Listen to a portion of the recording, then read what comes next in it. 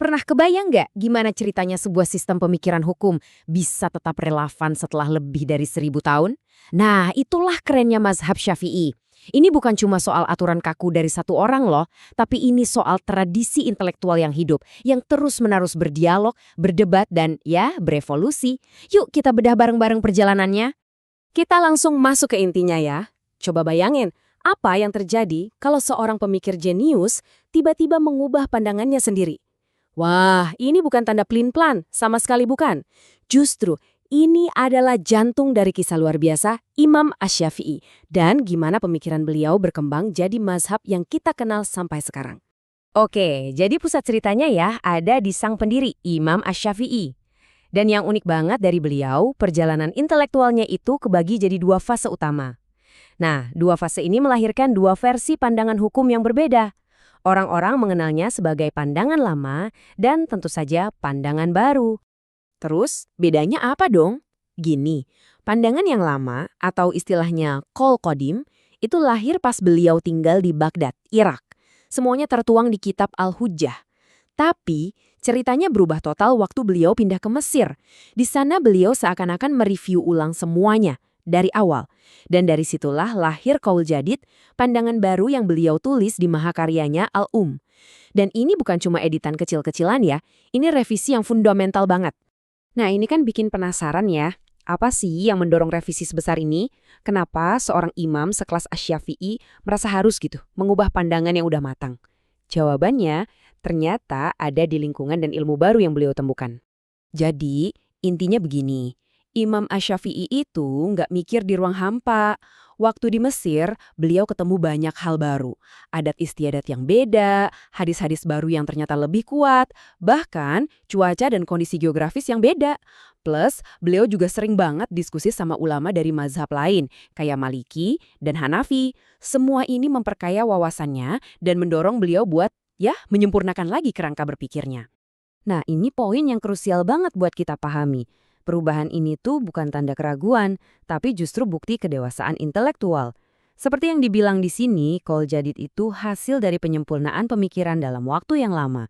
Ini nunjukin kerendahan hati seorang ulama besar yang nggak pernah berhenti mencari kebenaran yang paling solid.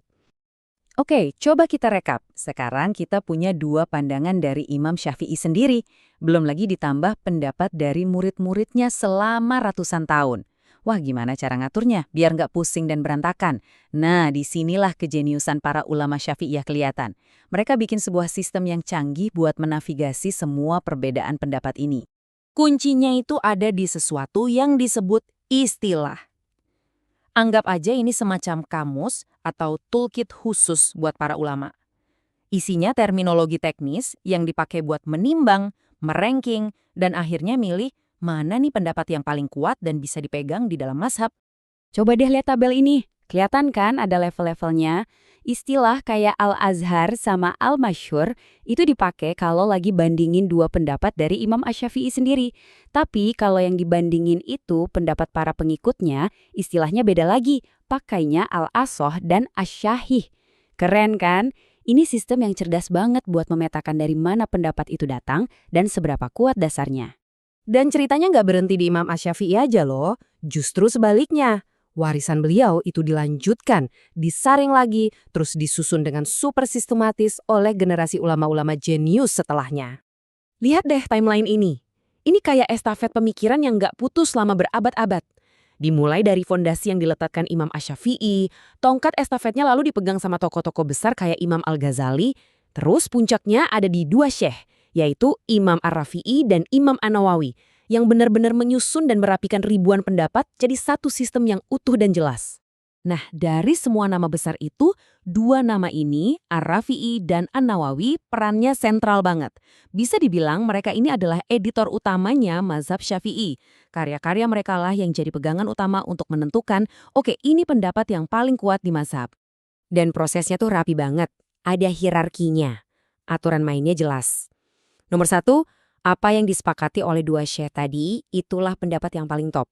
Kalau mereka berdua ternyata beda pendapat, nah yang dipegang biasanya pendapatnya Imam An-Nawawi. Terus, kalau ada masalah yang belum pernah dibahas sama sekali, baru deh para ulama merujuk ke generasi setelah mereka, kayak Ibnu Hajar dan Ar-Ramli. Proses ini namanya tarjih. Keren ya, sistematis banget buat nyari pendapat terkuat. So, apa hasilnya dari sistem yang canggih dan berlapis-lapis ini? Hasilnya adalah sebuah khazanah fikih yang super detail, penuh nuansa, dan yang paling penting, praktis. Bisa menjawab berbagai macam persoalan dalam kehidupan sehari-hari. Biar kebayang, kita ambil contoh praktis dalam sholat ya. Dalam mazhab Syafi'i, sunnah itu dibedakan jadi dua jenis. Ada yang namanya sunnah ab'ad. Anggap aja ini bagian-bagian penting dari sholat. Contohnya tasyahud awal. Kalau ini ketinggalan, kita dianjurkan buat sujud sahwi. Nah, yang kedua, ada sunnah hayat. Ini lebih ke gerakan pemanis atau penyempurna sholat, kayak bacaan tasbih waktu ruku atau sujud. Kalau yang ini ketinggalan, nggak perlu sujud sahwi. Detail-detail kayak gini nih yang nunjukin betapa dalamnya penalaran hukum di mazhab ini. Lebih dari 1000 tahun. Coba resapi dulu angka ini. Ini bukan sekedar angka. Selama itulah tradisi ini dibangun, dikembangkan, dan disempurnakan. Jadi mazhab Syafi'i itu bukan pemikiran statis yang beku dalam satu waktu. Sama sekali bukan. Ini adalah hasil dari dialog, perdebatan, dan penyempurnaan yang nggak pernah berhenti, yang dilakukan oleh ribuan ulama selama lebih dari 1 milenium. Nah, kutipan ini benar-benar merangkum semua yang kita bahas. Intinya adalah, sebuah mazhab itu bukan hasil kerja satu orang, tapi ini adalah hasil ijtihad kolektif. Proyek intelektual raksasa antara seorang imam dengan para pengikutnya, yang berlangsung selama berabad-abad. Sebuah tradisi yang hidup, dinamis, dan terus bertumbuh. Sebagai penutup, saya mau ninggalin satu pertanyaan buat kita renungkan bareng. Di dunia kita sekarang yang kayaknya gampang banget terpolarisasi dan semua orang saling serang karena beda pendapat, apa ya yang bisa kita pelajari dari sebuah sistem yang dirancang bukan cuma untuk menerima, tapi justru untuk mengelola perbedaan pendapat secara elegan dan sistematif selama berabad-abad? Coba kita pikirkan. Terima kasih sudah menyimak.